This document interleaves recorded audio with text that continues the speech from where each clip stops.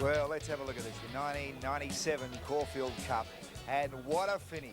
The roar of the crowd down the straight was unbelievable. Jimmy Cassidy on board. He nominated it a few months back. And look at that.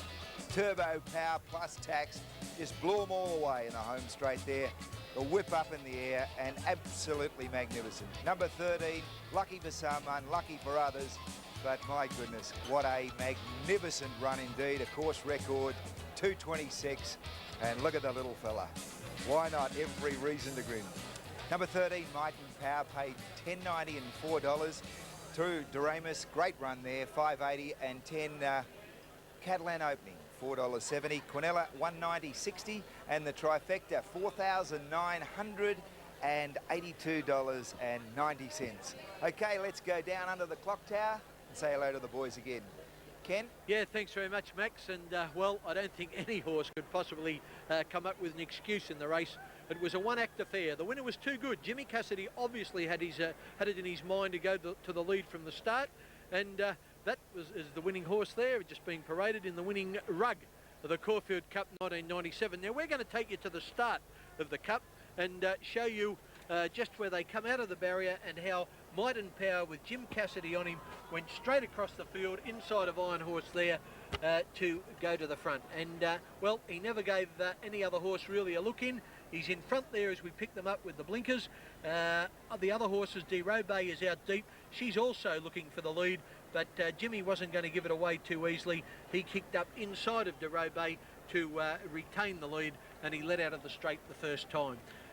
Okay, let's swing around now to the home straight, and as we pick them up here, we might just stop again and point out these horses to you. Now, this is the winner, Might and Power. Here is the second horse, which of course is Doremus, and here in the middle is Callander Opening, who'd come through for third money. Let's roll them again, boys, and keep your eye. Well, you don't have to be a genius now to find the winner, because he's just shot away. Now, the widest of all in the or the third widest of all is Doremus in the white blaze. That's coming down the outside, and the other horse in the pink colours, of course, widest of all was the South Australian Sky Bow. But, well, the bird has flown here. It's all over. Marble Halls, incidentally, is on the rails there, closest to the rails in the blinkers, running about 6th or 7th now. But he was history, and look, there was only one horse in it, and that, of course, was Might and Power. He won easily. 7.5 lengths was the official winning margin. That's a slaughter. And here are some of the connections. There's the Moratis family jumping up and down. Nick Moratis on the right. His sons are hugging him. I bet you. Oh, and look at everyone in the Moratis group there jumping up and down as at this stage Might and Power was obviously going further ahead. Jack Denham is in the hat, far left, just to the left of that lady there. And well, Jack doesn't get too excited, and he's already turned around. He knows the money's in the bank. Simon, I don't reckon you're going to get Jack jumping up and down. No, you're not going to get Jack jumping up and down. It was amazing. The press gallery went straight at him, and he still said nothing. He wasn't going to make any comment whatsoever. His expression hadn't changed, nothing. But I just had a quick word to Alan, and he just was thrilled the way that Might and Power came back under Jim when he went to the front. And look, that gallop, that'd win any race in the world. Fair dinkum, Ken. That was an absolute cracker. Yeah, he looked a picture. From the day he won the Packer Plate, Simon and I were together at Randwick that day, and we said this horse is going somewhere. Took him a little while to put it together. First up, though, he showed the speed he's got by winning the Show County Quality, beating Alpha in a 1,200 metre race. There's the head-on. That, of course, is Might and Power. Now, the stripe cap near the rails, that's the favourite, Marble Halls. The horse with the pom-pom on top of the blue cap is Iron Horse. He didn't quite sustain his effort when it got fair dinkum. The horse that did, of course, is Might and Power. And like all good jockeys, you can see Jimmy Cassidy's keeping him going there. It's no good having a break, Jim. Something might come. But I can tell you, mate, nothing was coming today. And Jim, excited? You little beauty, he said. I wonder how his peripheral vision was going. I reckon he might have known there was no one within a gunshot of him. He's got pretty good ears. He'd have heard them if they were close. Jim loves the All Blacks winning rugby test because he's a true blue New Zealander.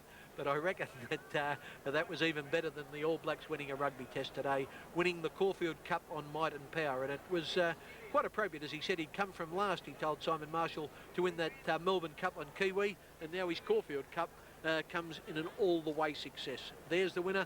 Look, this horse will probably go towards the Melbourne Cup now, but then next season he's going to be the weight for 8 star of Australia. So, gee, isn't it going to be interesting? You know, we have an exciting horse in our midst, and I agree. The weight for age races next year are going to be so exciting for him. But it'll be interesting just to see what Jack Denham decides to do with him for the rest of this campaign.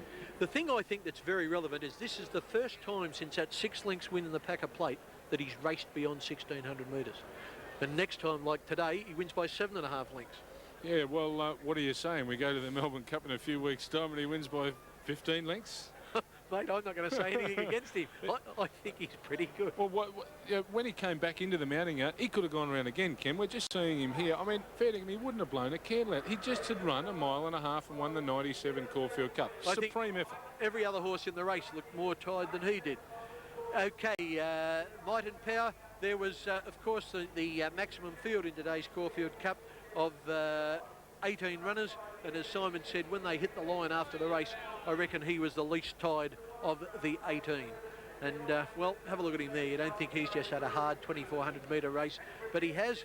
And what's more, he won it. Might and power, as we've told you already, by Zabeel, out of an Irish mare named Benediction, who was by the Irish stallion Day Is Done.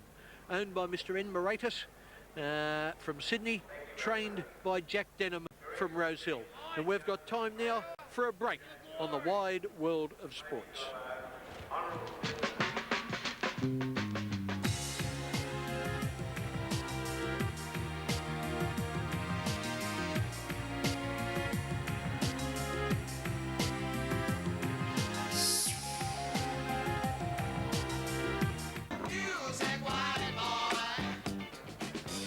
Okay, well there's the scene at the Caulfield racetrack here in Melbourne, and from the Caulfield Cup, one of the great races of the Australian turf, Group 1, we now swing to Sydney, where we've got a restricted class 1,400 metre event, the Glenmore Meat Company Handicap.